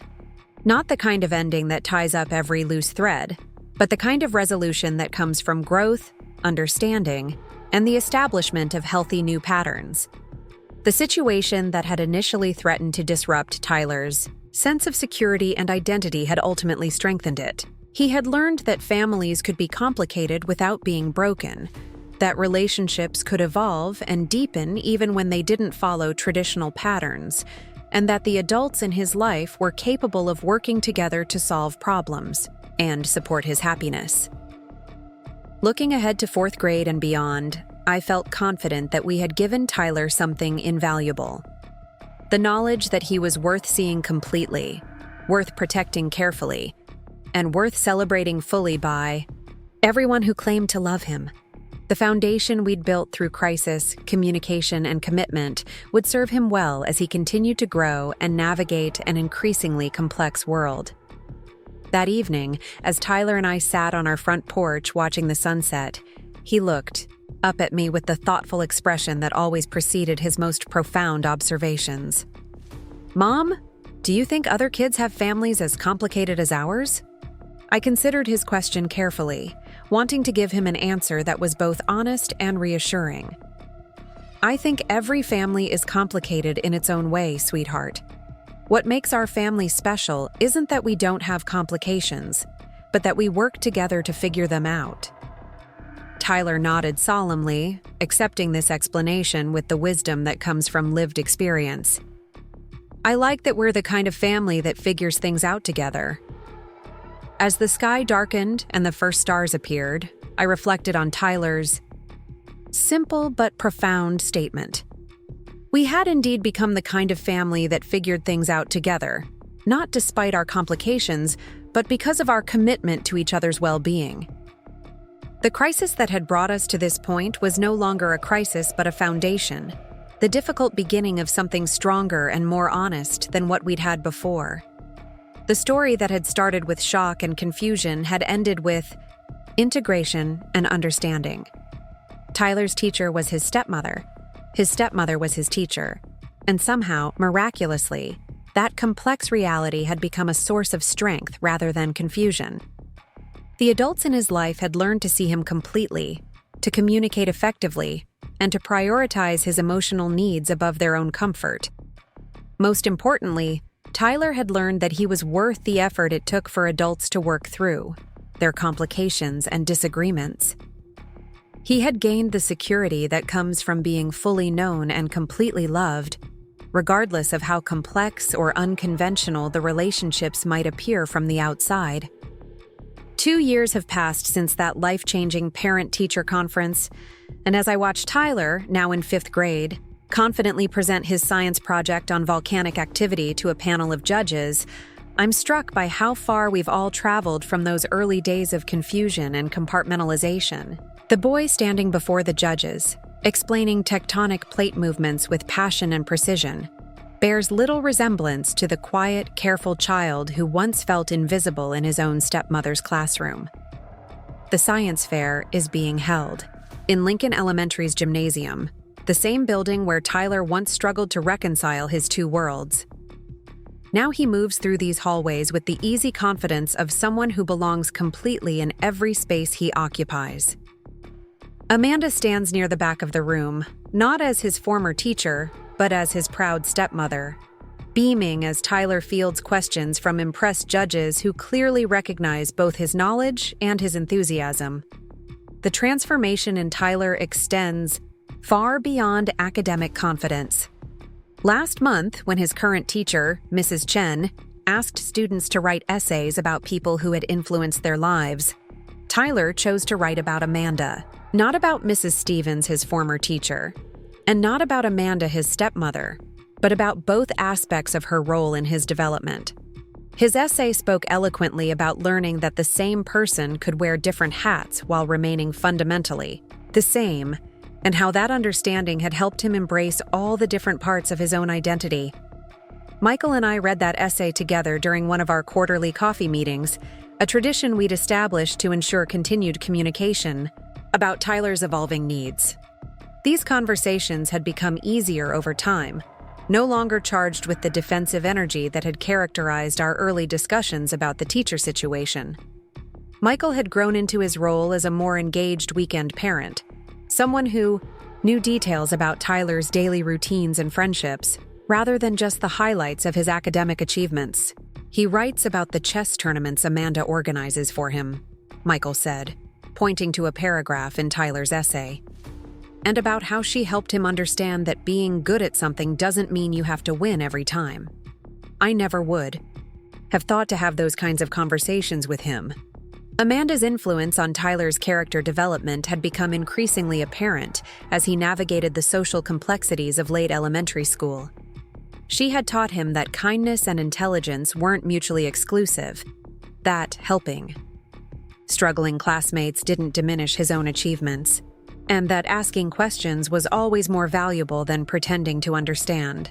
These lessons served him well in 5th grade, where he had emerged as both a strong student and a supportive friend to classmates who found academics more challenging.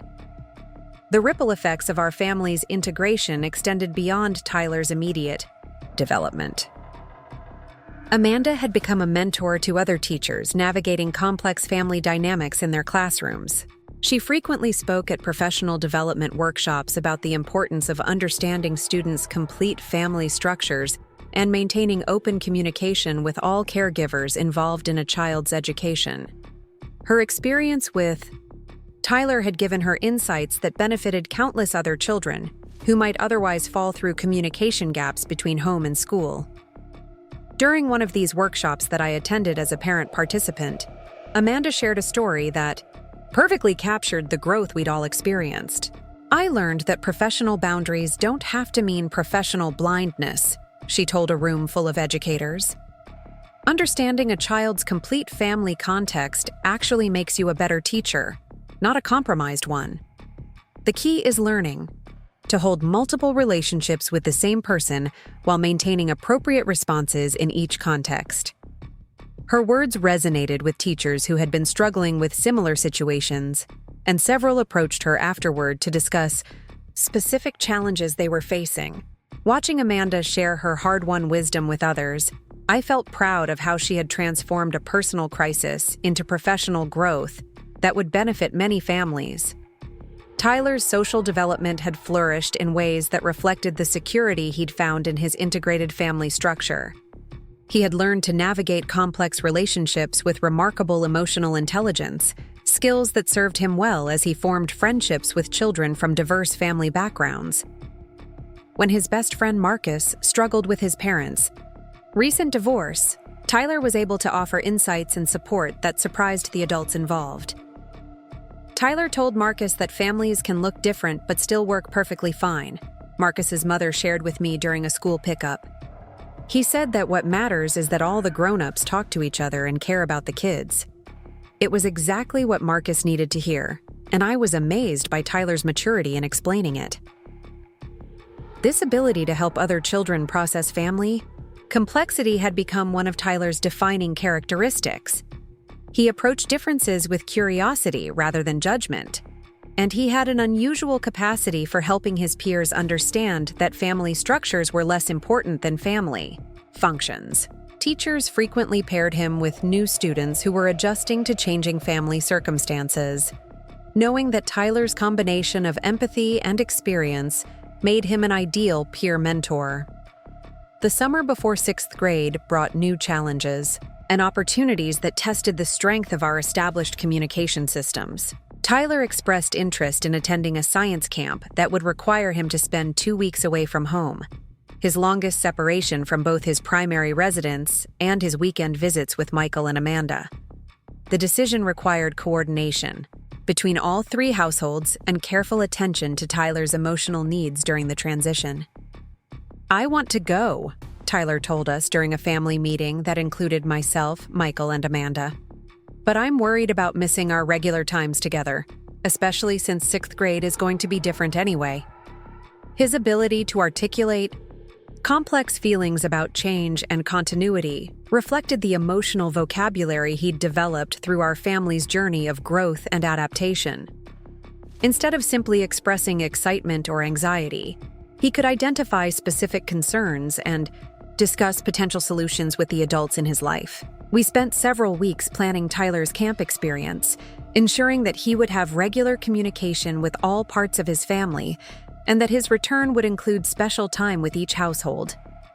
Amanda suggested that they begin a geology collection together before camp, something Tyler could add to during his outdoor adventures. Michael planned a camping trip for after Tyler's return, building on the outdoor skills he would develop during his time away. I focused on maintaining our bedtime reading tradition through video calls and care packages filled with new books. The success of Tyler's camp experience demonstrated how far our family had come in supporting his independence while maintaining strong connections.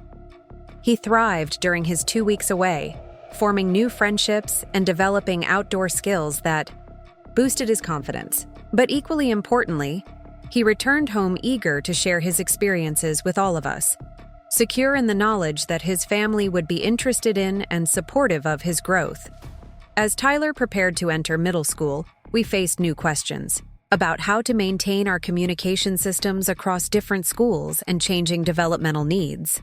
Tyler would be attending Roosevelt Middle School, where Amanda had no professional connection, and where the academic and social demands would be significantly different from elementary school.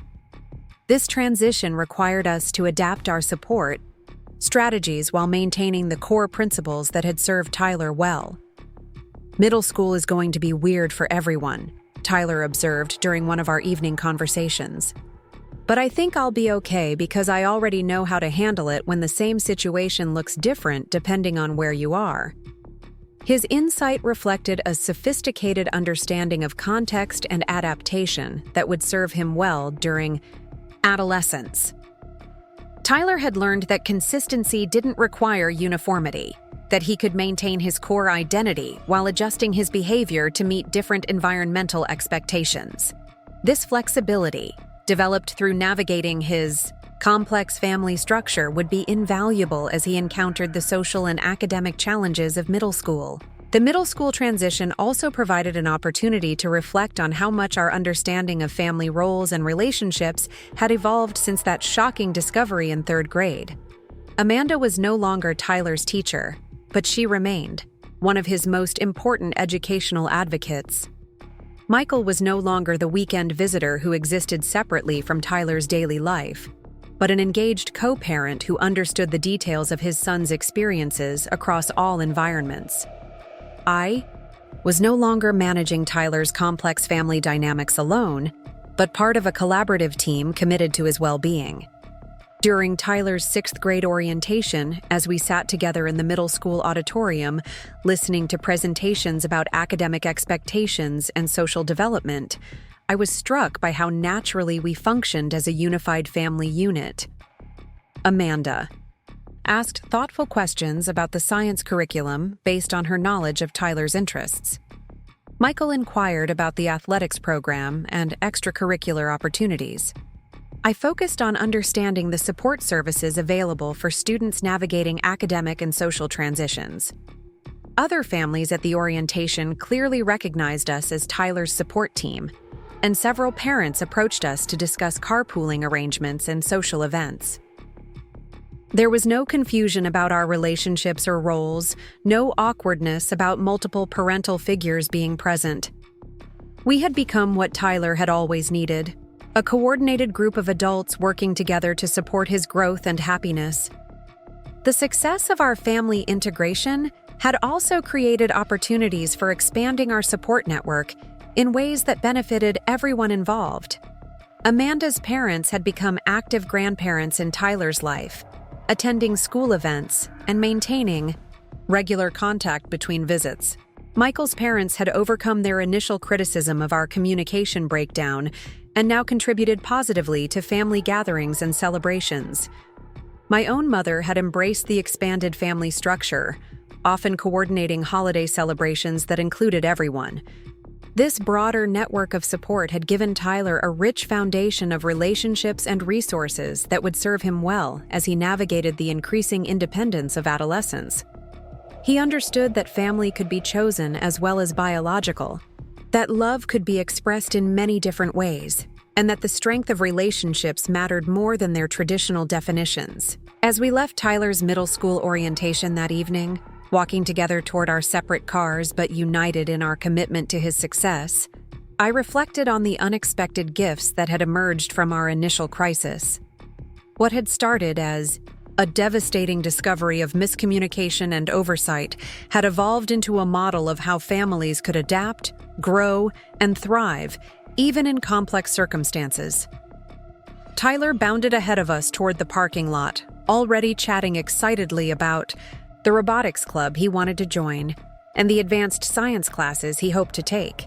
His enthusiasm for the challenges ahead reflected the confidence that comes from knowing you have a strong foundation of support, that the adults in your life are committed to understanding your needs and working together to meet them. "He's going to do great," Amanda said softly, watching Tyler demonstrate his favorite volleyball serve technique to Michael near the car. "He already is doing great," I replied, meaning it in a way that encompassed far more than academic achievement or social success. Tyler was thriving because he had learned to integrate all aspects of his identity, to navigate complexity with grace, and to trust that the people who loved him would continue to show up for him regardless of how complicated the circumstances might become. As we said our goodbyes and headed to our respective homes, I felt profound gratitude for the journey that had brought us to this point. The crisis that had initially threatened Tyler's sense of security and belonging had ultimately strengthened it, creating a foundation of communication, understanding, and collaborative support that would benefit him throughout his life. The little boy who had once felt invisible in his stepmother's classroom had grown into a confident young man who understood that being seen completely was both a gift and a responsibility. Tyler had learned to see others with the same clarity and compassion that we had eventually learned to see him, and that skill would serve him well as he continued to grow and contribute to the world around him. The story that began with a shocking discovery in a third-grade classroom had evolved into something much larger and more meaningful.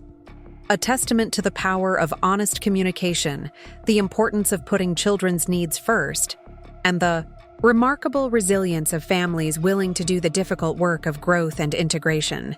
Tyler's teacher had been his stepmother. His stepmother had been his teacher. And somehow, miraculously, that complex reality had become the foundation for a stronger, more authentic family than any of us had imagined possible. Up next, you've got 2 more standout stories right on your screen. If this one hit the mark, you won't want to pass these up. Just click and check them out.